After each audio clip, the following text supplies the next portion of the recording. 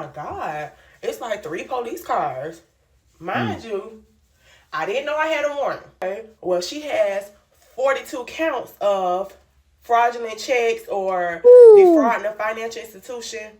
This man proceeded to tell me how him and his wife will come to the strip club to fish. I saw my friend putting back on her underwear. I already knew the damage was done.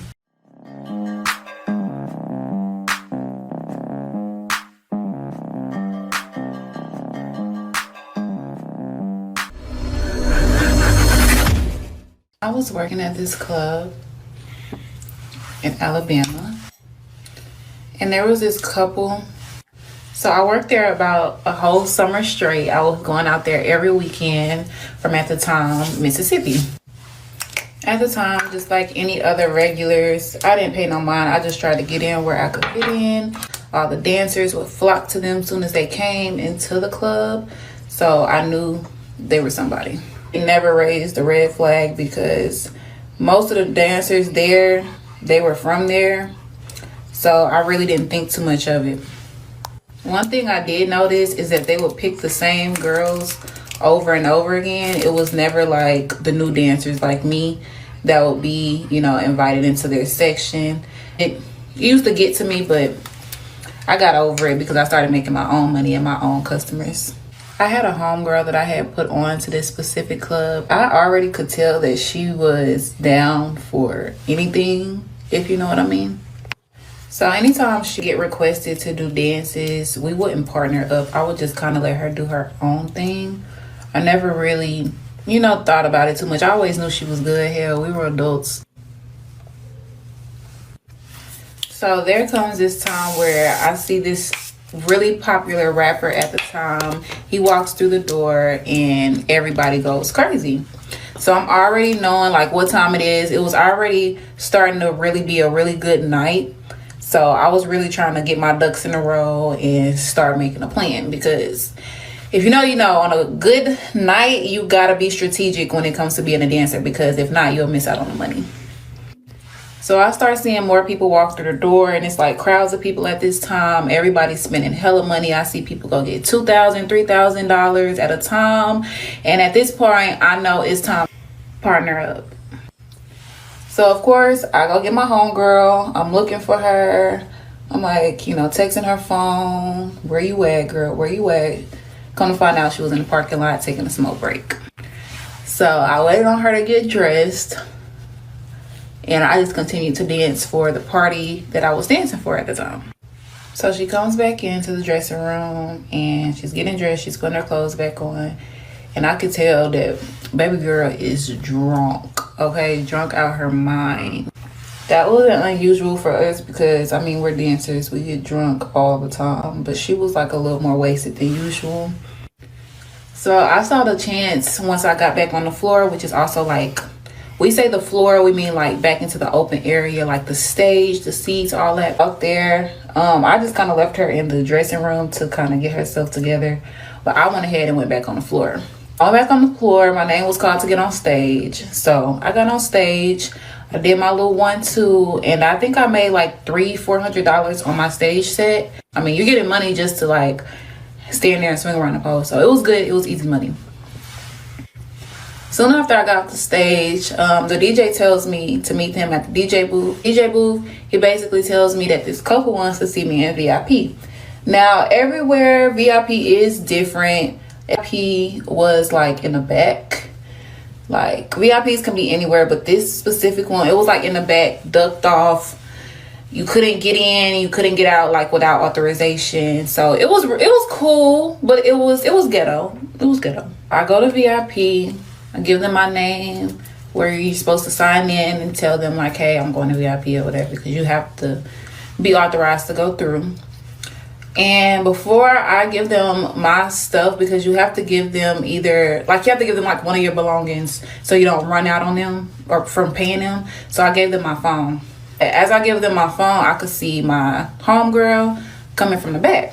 She wants to dance with me for this section. Now, y'all, it was so crazy because I was literally getting like the gut feeling to kind of like be like, nah, I'm okay. Like, you know, you don't have to dance for everybody that invites you to dance for them. Mm-hmm. So I kind of told my friend, like, girl, what you think? You think they got money? I was trying to deter her from actually wanting to dance, but me asking her more questions made her more anxious to want to dance for them. So I let her. I let her dance for the couple. It's what it is. If she needs me, she knows where to find me. Whatever. Plus, I didn't see them going there with like a lot of ones. So I didn't think they were going to really do too much or throw that much money. I do see her come out when she's done doing her 3 songs. 3 songs is the minimum when you're doing VIP. And I saw her after she finished doing those 3 songs. And I saw that she had a little, you know, just a little munyon. But what surprised me was even after she gave the dance, they still wanted me to dance for them. It's like they weren't taking no for an answer at this point. So what did I go do? I went and danced for him. It was only the male. It wasn't even the couple. It was just the husband or boyfriend or whatever. But he was a grown behind man. And sometimes what these men want you to do, they want you to just listen. I used to get paid the most money just to listen to people talk. Men, pastors, teachers, just to talk about their relationship. Wow, that's wild what she said. Men, pastors, teachers, but when you're working in the script club, you do have to talk. It's really mind manipulation the whole night. These women have to do, and sometimes the woman are manipulated. I think she's gonna talk about her being manipulated or her friend. Let's see what she says. And their problems. I got paid the most just to listen to them people talk. Is what I did in this instinct. And you guys, what I was taught through this conversation, mind blowing. This man proceeded to tell me how him and his wife would come to the strip club to fish. At the time, of course, I did not know what fishing was. I had no idea. I kind of just, if I had to guess, I thought it was something similar to like picking up random men at like a bar. You know what I'm saying? Like, I thought that's what fishing was. But no.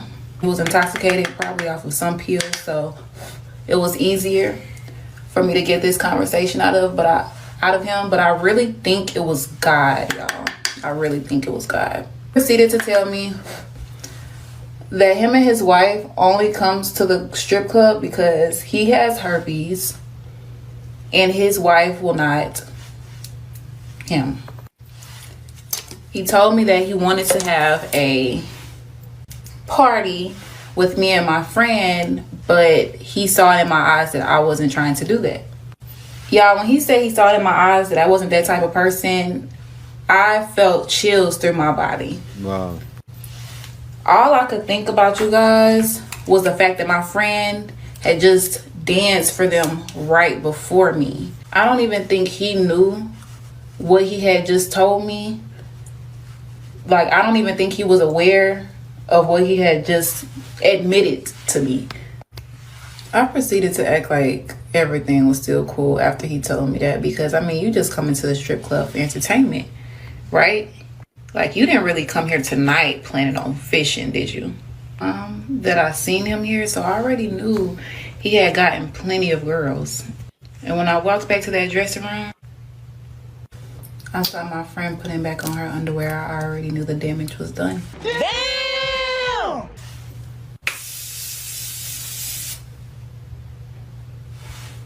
So, whoa! So you knew about it and didn't say anything to your friend?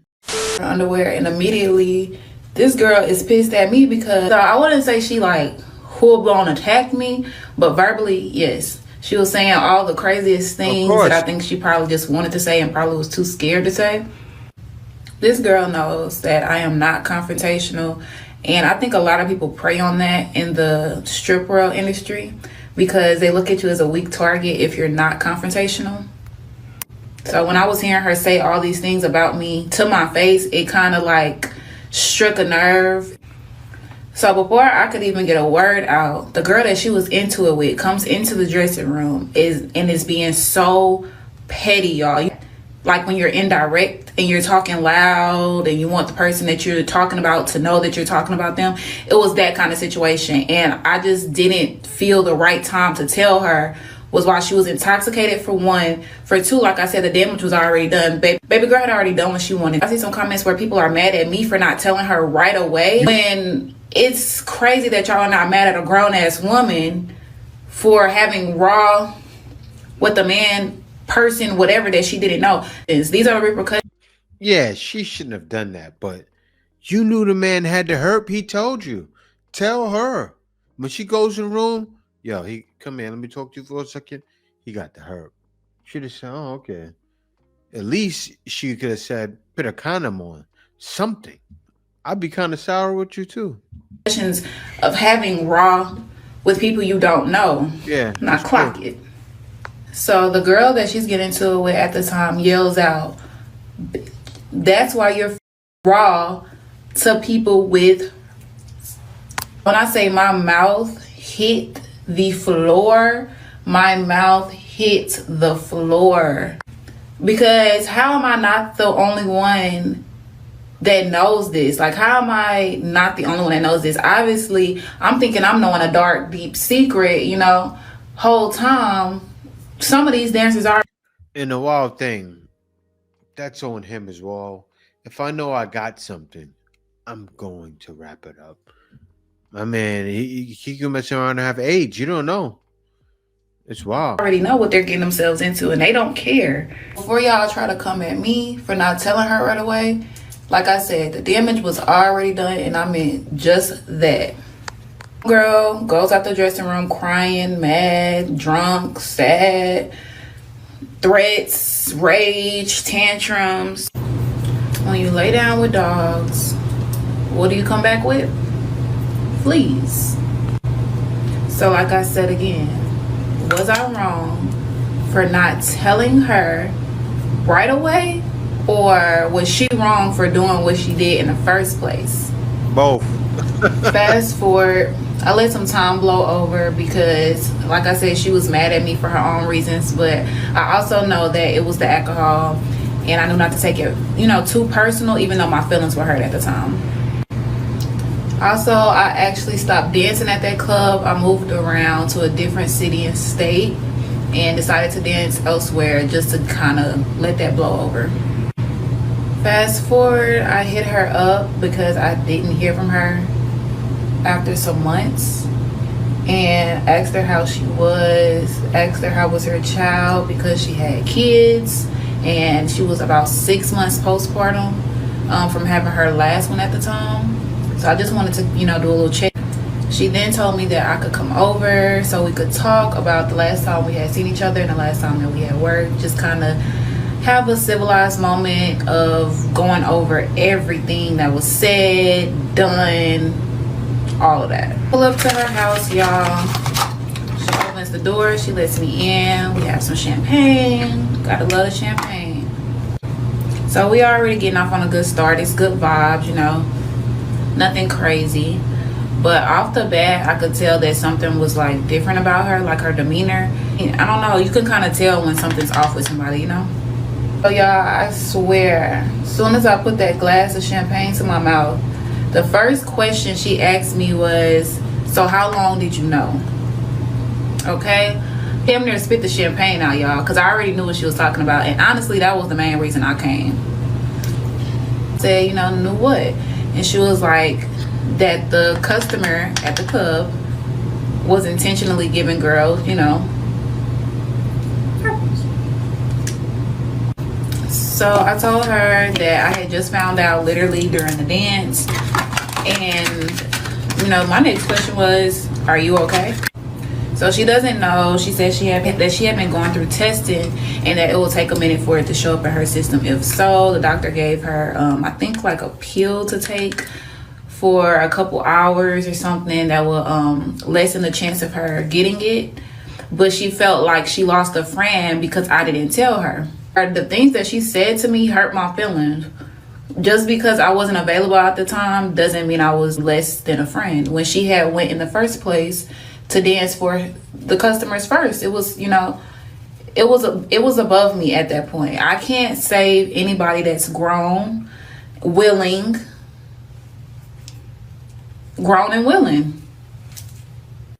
So yeah, we talk about it and we discuss how we both could have been better friends in the situation, and that I think the emotions was just high. Things for sure, two things for certain.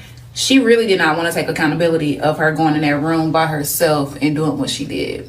She went wrong. But you know, at the end of the day, I honestly don't believe that she ever stopped doing what she's doing. I mean, and I don't understand why she felt the way she felt about me not being there for her. But like I said before, we're grown, man. This day, she still dances in Alabama and Atlanta. She did end up getting hooked on drugs really bad, and me and her drifted apart after some time. So I don't really know where she is in life right now. I'm not gonna lie, I really don't care, because even though I did forgive her at the time, the things that she said to me in that dressing room stuck with me forever. And I also did try to reach out to her before I made the video intentionally, to not, you know, to not hurt anybody's feelings or ruffle any feathers. But I do think she changed her number or has a new number, because like I said, all of these stories, y'all, this is from years ago. But I do wish her the best, most definitely. And I knew from then, I learned a lesson that day, and that was to just continue to be myself.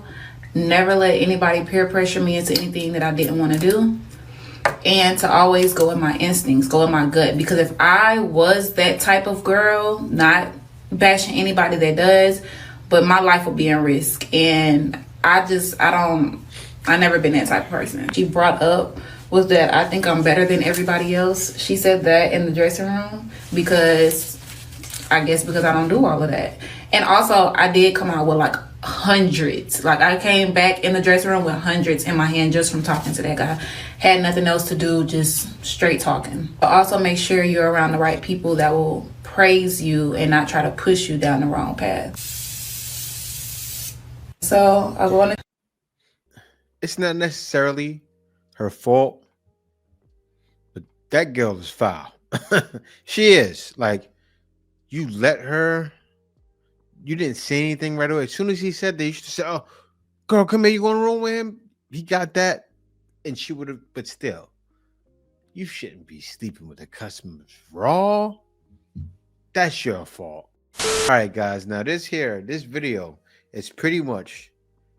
It could be another title for the video too.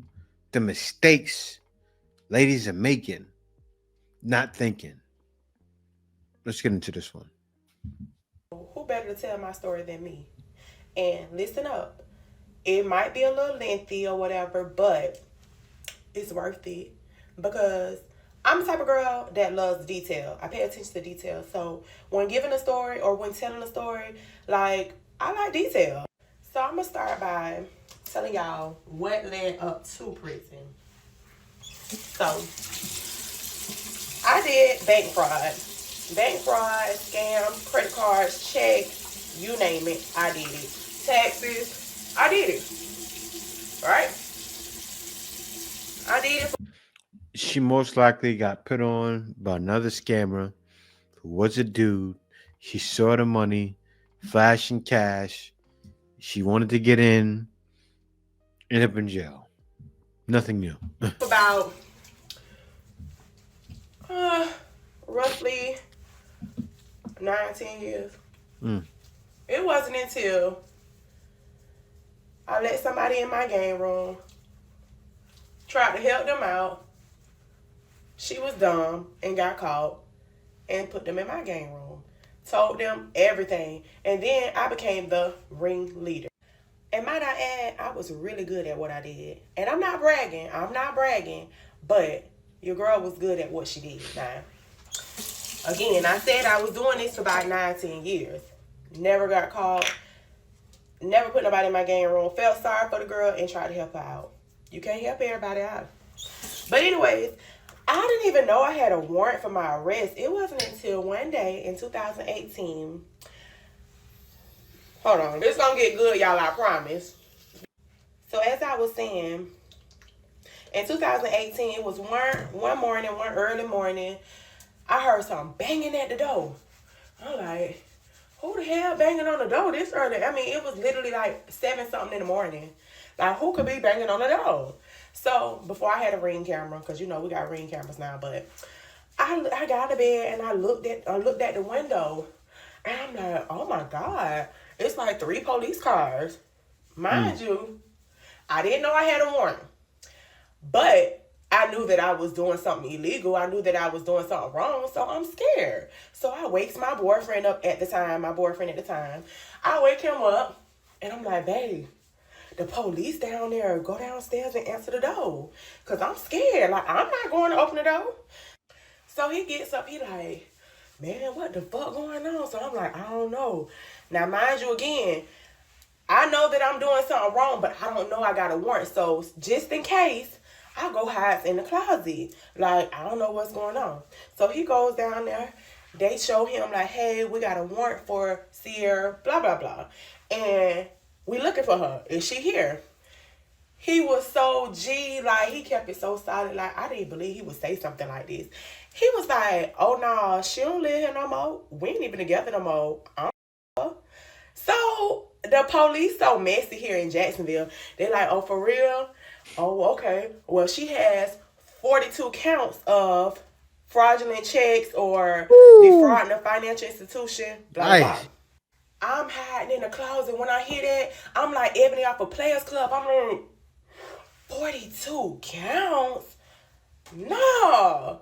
But they so messy. They like, okay, well, don't tell. If she reach out to you, if you talk to her, don't tell her that she got a warrant. Matter of fact, see if you can get her to pull up or come over here. And he hands him a card with his number and information on there and saying, and when she do, let us know. Call us. What? So he come back up there and he tell me like, babe, them people say you got 42 counts of bank fraud. I'm like, I heard him. I'm freaking out at this point. Because like, huh? How? Like, at this point, they had done built the case on me. Not knowing, after the girl had done told me. And mind you, I had stopped hearing from the girl. Like, I hadn't heard from her in probably like 3 months or so. But I didn't care because, like, I was just doing her a favor. Like, she was a friend of my boyfriend friend. Yeah. So, and she was getting ready to get put out. She had a little baby or whatever. And I felt bad for her. I'm a really, really kind-hearted person. I have a real big heart. So, I'm asking my boyfriend, like, what you think I should do? Oh, y'all, these some little carrot rice. They so good. Like, really, really good. Y'all need to check these out. They came from Korea, though. But anyways, so I'm asking my boyfriend, what you think I should do? Oh my God, like, I got a warrant out for my arrest. So I'm like, I know you ain't gonna turn me in. He like, man, stop fucking playing on me. Why would I turn you in? It was just a little joke. But anyway, so I prepared myself to get ready to be on the run because I'm not gonna turn myself in. They're gonna have to do their job and come find me. Like, I'm not going to jail. Oh my God. Like, mind you, I had never really been in trouble. Like, so jail, like, huh? Like, no way. So I get a little duffel bag. I'm starting packing my stuff. Like, I'm actually scared to leave the house at this point because what if they right on the corner waiting on me? So I seen him maybe like 2 hours later. I seen him out the house. And like, go circle around the block. Go make sure like they ain't nowhere. So, oh my God. So funny. So he comes back. He like, nah, they gone. So I call my cousin. And I'm like, cuz, like, I got a warrant for my arrest. I need somewhere to stay. Like, she like, oh, come on. Like, it's no problem. So, I packed my stuff. The car was in the garage. Thank God. The car was in the garage. So, therefore, I was able to get in the car. In the garage, I didn't have to go outside. So, I get in the back seat. But mind you, I'm in the back seat, but I'm laid on the floor on the back seat. Cringe. Yeah. So, I get to my cousin's house or whatever. I hide out over there for maybe like a week. I ain't go out the door. Like, I ain't do nothing because I was just that scared. So I had to build up a little courage after a week or so. And I was just like, fuck this. Like, these people ain't looking for me. Dumbass. So I get like kind of like basically living my normal life again. Ah, Like asking at this for it. point it was like a week or two or whatever. So I hate staying at other people's house. I don't know about y'all, but like I love my own home. Like I can't be living with nobody. So me building up that courage, like okay, I'ma just go home late nights and I'ma just leave early mornings. So I was doing that for a good month. So without getting caught. So one morning, mind y'all, now this is the crazy part, because I'm cheating on my boyfriend already. That's the kid. I really ain't want to be with him no more, but I couldn't leave him neither, you He know? probably called the cops on So you. I was talking to this other dude at the time, and I didn't even tell him what was going on because I was too embarrassed. But anyway, so I'm cheating on my boyfriend, and we had them pulled up back at the house or whatever. We had went to go get something to eat, me and the boyfriend. And so we had put up back at the house, and he went in the house. Mind you, the other dude was calling, so I couldn't go in the house. I needed to talk to him on the phone. So I sat in the car. So the boyfriend like, hey, you need to come upstairs, like, come in the house, like, come on, or whatever. And I'm just like, I'm coming. Man, I'm on the phone with the dude or whatever. And before I knew it, I was outside for about 2 hours on the phone. The boyfriend done went to sleep. So after I get off the phone with the dude, I'm like, fuck it, I'm about to pull the car in the garage. Soon as I click the clicker to go in the garage, like 3 cars had done pulled up in my driveway, like, and blocked me in. So I'm looking crazy. Mind you, they was like undercover cars. They was not police cars. They were undercover cars. Just I'm blocking you. scared shitless at this point. I'm like, I'm caught. I'm finally caught. Oh my God, like, what I'm gonna do? So I started blowing the horn because I knew it was police. I started blowing the horn, trying to get his ass up. Like, hey, they got me. Like, he's still asleep. So they approached the car and they like, hey, they got a picture of me. Mind you, at this point I had blonde hair. And the picture that they had was like black hair. So they like, hey, is your name Sierra? Blah, blah, blah. And I'm looking at the picture like, no. They're like, stop playing games with us, Miss blah, blah, blah. We know it's you. And I'm looking like, no, that's not me. If you know it's me, why is you asking me? Just go ahead and arrest me. Like, that was just so dumb. Idiotic. What got her caught? You could have actually got away. You could have stayed on a run. It wasn't that deep, because if it was that deep, they would have banged your door down. You didn't bust a gun off or anything like that, so they were gonna let it ride. One, not let it ride, but be easy. Go at you like you're a drug dealer. So you get caught by cheating on your man. You deserved it. You shouldn't have been doing. You shouldn't have been scamming anyway. You deserved it. Now take a look at what this next lady has to say. Decisions in men. Why are you comfortably dating a man that does fraud? Is that really the kind of man that you want for yourself? Stop being so easily impressed. It does not take anything for a man to splash stolen money on you. I hate to break it to you, but don't get excited. He didn't work for it, and that is not a measure of his love for you. Also, if you're a woman who dates fraud boys because of what they can get you, then you need to find standards, because you are easily impressed by the wrong things. If you're dating a fraud boy, just know you are dating a lazy man. You want to be with someone who is hardworking and going the legal route. Someone like that, a fraud boy, shouldn't even attract you. Please remember that by profession, this man is a thief. That already shows his character. Even if he treats you well, he is stealing from people with no consideration. For all you know, he could be the reason why someone was driven off the edge because they had no money to put food on the table or pay their rent. You don't know how these things affect people's real lives, and not everyone can just get their money back from the bank. If you want to be with a man who is that selfish, then that probably says a lot about you. If he's good to you but not good to other people, then that is not a man of good character. Good character is meant to be consistent in every area. Yeah. You think anybody's listening to her? I don't think so. Right? I mean, she's from UK, obviously you can tell, but nobody's hearing that. Over here in this part of the world, I'm sure in UK too, they all want fraud boys. They all want the bad boys who are on their way to the prison cell. And not only is this happening, and it's happening actually every state. Every state you go to, there's someone with the ears to the street looking to do wrong. And what happens when you do wrong? Most likely, you get caught. Miami has some of the biggest scammers you will ever meet in your life, child. You will meet publicists that can't get you publicity. You will meet realtors that do not sell real estate. People that seem like they have a job and they seem like they live very lavishly, but they're end up being kept by some daddy somewhere.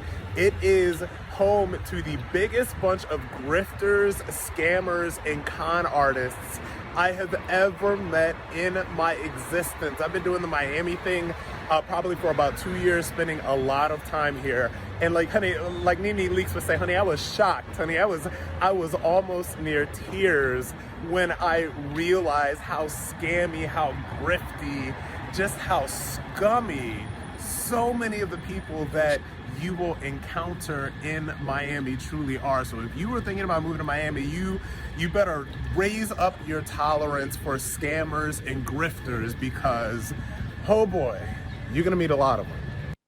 I think most people know that, right? You look at the woman out there, it's kind of like, what do you see? What happens in Miami? Like back in the days, you think of Scarface. You think of GTA. And what places do you think of? Where was GTA at? In New York, California, and Miami. In those places, you're going to find the worst of the worst. Chicago, you're going to find it too. A lot of the major cities. But yeah, Miami is bad, but I can imagine. But yeah, guys, this video was a doozy because a lot of ladies are wasting their time and just don't know it. And what a guy say to that? I will not be bothered. But yeah, thank y'all for watching. Peace out. See you next video.